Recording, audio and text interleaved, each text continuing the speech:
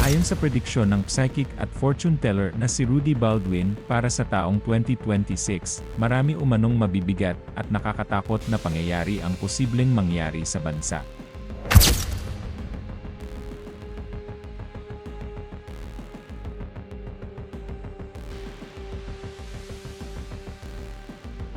Ibinahagi niya sa kanyang Facebook ang buong video, kung saan sinabi niyang ang 2026 ay isang year of fear, na may kaugnayan sa apoy, tubig, at dugo, at tinawag pa niyang pagbabalik ng tinatawag niyang Bloody Year.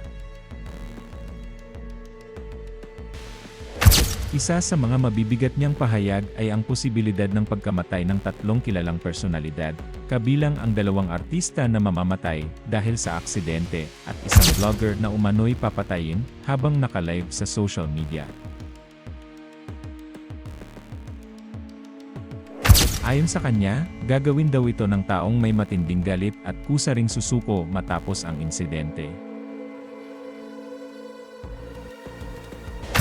Binanggit din niya na may isang celebrity couple na bagong kasal ang mamamaalam, at may kinalaman umano ito sa mental health issues, gaya ng matinding stress at anxiety. Bukod dito, sinabi rin ni Rudy na posibleng makaranas ang Pilipinas ng 3 pandemya, kabilang ang muling paglitaw ng monkeypox, na maaaring magdulot muli ng mga lockdown, lalo na sa mga probinsya. May binanggit din siyang isang batang babaeng artista na kabilang sa mga kinikilalang magaganda na maaaring tamaan ng sakit at hindi raw makaligtas.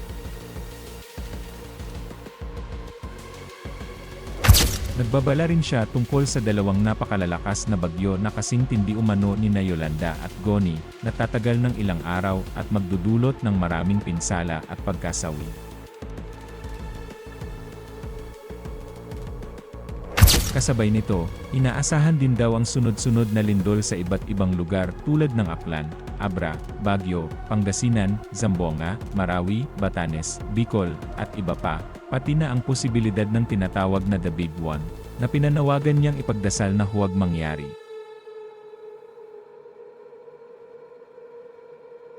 Dagdag pa niya, 6 hanggang 7 bulkan umano ang posibleng pumutok, kabilang ang isang matagal ng tahimik ngunit biglang magigising dahil sa pagbabago ng panahon. May binanggit din siyang aksidente sa himpapawid kung saan babagsak sa dagat ang isang sasakyang panghimpapawid at kakaunti lamang ang posibleng makaligtas.